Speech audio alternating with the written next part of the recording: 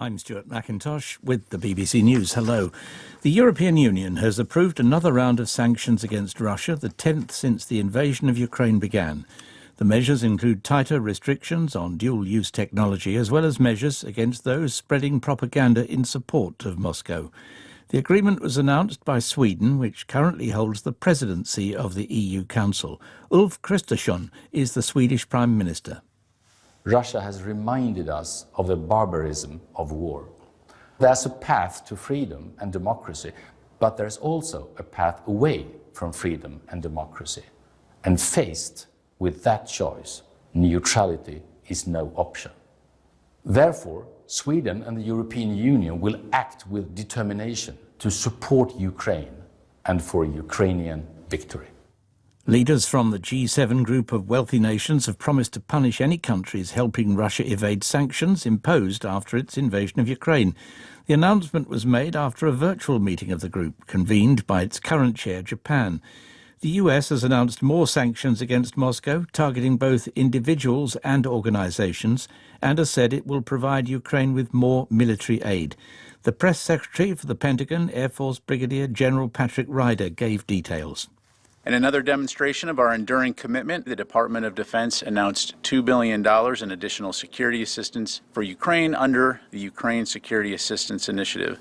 The security assistance package reaffirms the steadfast support of the United States for Ukraine by committing additional unmanned aerial systems and electronic warfare detection equipment that will bolster Ukraine's ability to repel Russian aggression.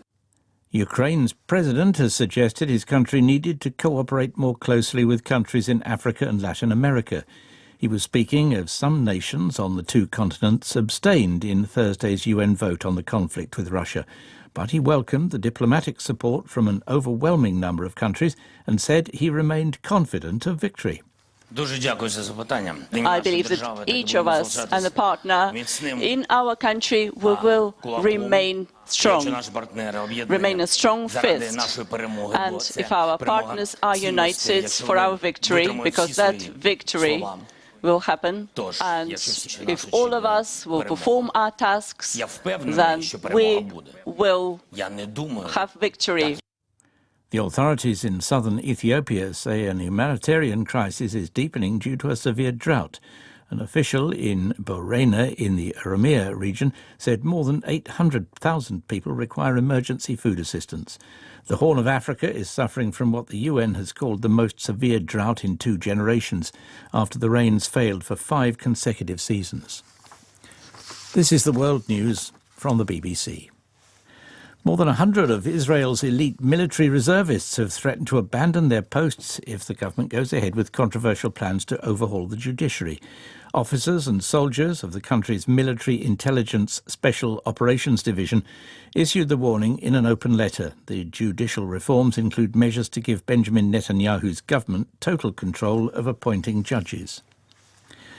A first group of suspected gang members in El Salvador have been moved to a huge new prison that's the centrepiece of President Nayib Bukele's declared war on crime. Video tweeted by the president, it showed the first 2,000 inmates sitting on the floor with their hands behind their shaven heads. The jail will eventually hold more than 40,000 people. The number of people killed in the catastrophic earthquakes that hit Turkey and northern Syria this month has passed 50,000. Most are in Turkey. The figure for Syria is just under 6,000. Rescue workers from the White Helmets group in rebel-held northwest Syria have called for more international help to save children injured in the disaster. Canada's Prime Minister, Justin Trudeau, has announced an increase in financial aid to help those affected. Canadians have been heartbroken by the images they've seen, and they want to help. So today we announced that Canada will match $10 million in donations raised by the Humanitarian Coalition and its members. This is in addition to our commitment to match donations to the Canadian Red Cross Earthquake in Turkey and Syria appeal. Researchers say toxic air pollutants at the site of a train derailment in the US state of Ohio could pose long-term health risks. The crash 3 weeks ago caused a major chemical spill, prompting an evacuation of the town of East Palestine. State and federal regulators have said air there is safe despite residents complaining of health problems. BBC News.